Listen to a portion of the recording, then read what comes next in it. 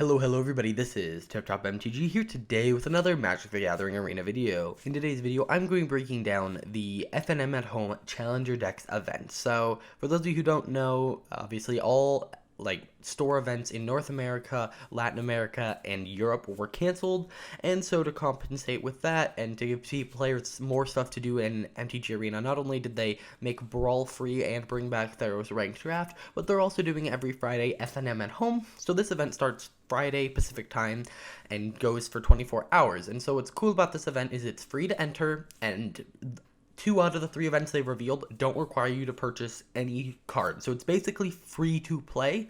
Not only that, you also get the opportunity to get rewards, and if you connect with your local gaming store, you can get even more rewards. So I'm going to break down how you can connect with your local gaming store. I'm going to break down this event in particular about which deck I think is to be most popular, how to do well in the event, the rewards, the lack of entry fee, and all of that. So why don't we jump right into this? So starting off, you'll have 24 hours to do this, and so this event is called the Challenger Deck event. So you'll be able to play with one of the 4 Challenger decks. So looking at them, like Allied Fires is obviously built around Fires of Invention, and so just playing some pretty fun cards. Now, what I recommend here is that if you play one of these 4 decks in Standard, so if you play a Fires of Invention deck, a Cavalcade deck, a Simic Flash deck, or a Golgari Adventures deck, don't play that deck. First off, you're going to notice all the little things that are like, oh, this card could be improved. But also, it gives you a chance to play with some archetypes that you haven't played with before. Now, if I were to pick one of these, I would pick the Cavalcade Charge, and the reason for that is that a lot of people are probably just going to try and get their 2 wins, because that's how many rewards there are, and then be done. And I'm probably going to end up being the same way, unfortunately, but that's how it is right now. These are basically net decks, but watered down. Generally, I don't think it's gonna be that fun. I think it'll be fun to be able to play and earn rewards for free, but the fact that, I mean, if they're all equally powerful, and this will be kind of our first chance to test that out, it'll be fun. But if one deck is more powerful than the other, you're gonna start running into issues where you're gonna see everyone playing that one deck. So overall, I hope that doesn't happen. Again, there's no entry fee, so you can just play this for free. And if you get 2 wins, you get 2 at least rare ICRs. So there is a chance these get upgraded to Mythic. So that is awesome. So now I want to talk about the event in general, my thoughts on it. I think the event is overall, the idea of doing FNM at home is good. I think that it could use a little improvement with what events were chosen. At least this week's event was kind of lame, but they're doing it to celebrate the fact that Challenger decks are launching tomorrow. So that's why this event is happening. And when I say tomorrow, I mean Friday. So the day this event happens is the day Challenger events have launched. So that's why they're doing this event. But for those of you who don't know, next week it'll be the Play Anything Challenge. So you'll be able to build decks with cards you don't own and play with them. And it'll be standard.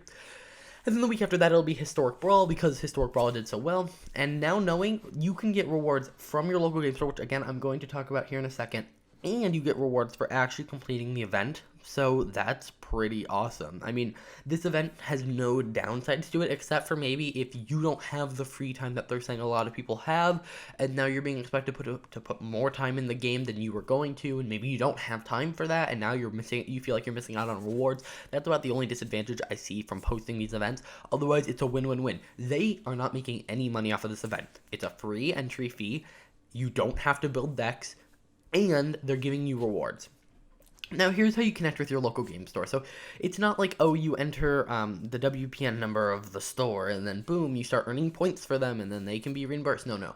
What you do is you reach out to them on a social media platform or Discord or whatever type of online communications they have set up with a screenshot of the events page, and then you're supposed to say something nice, and then what will happen is they are supposed to message you a code for a sleeve. And so the sleeve for this event, I will pull that up here. So the sleeve for that event will look like this. So this, I believe, is the sleeve for the FNM, or for the Challenger deck event. This is, I believe, the sleeve for the Play Anything event, and I believe this is the sleeve for the Historic Brawl event, although that could change. Also note that they said this is only the first step, and they've said this about a lot of things, which means they're going to keep doing things. They're probably going to keep doing more and more weeks of this. Also, today, so Thursday, and when I say today, They are doing a weekly MTG stream where they're going to talk about Ikoria, and they have apparently a bunch of topics to talk about, and one of them is lore. So you can expect a video from me coming out later today about the lore of Ikoria. I mean, we already saw that there was an Amazon book coming out, which is kind of cool for people who are stuck at home, but I'll talk about that more later. Overall, pretty good event. I recommend the mono red deck. And yeah, so why don't we jump right back over to Arena, and I can just show you guys the deck list, and then that'll be it. So, this is generally probably going to be one of the more watered down decks, because it's very mythic heavy normally. This deck is the least watered down because it's mono red, and it just runs Cavalcade. I mean, normally it might run more than one Embercleave, but that's probably the only compromise in this deck. And then Final Adventure, this deck really has fallen out of favor in the meta. So yeah, I wouldn't really recommend that one. And then Flash of Ferocity, this one again has kind of fallen out of favor in the meta.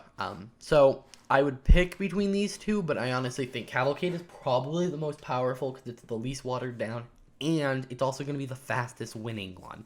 And if everyone's playing it, it'll be basically a bunch of either you win fast or you lose fast. So that's pretty good.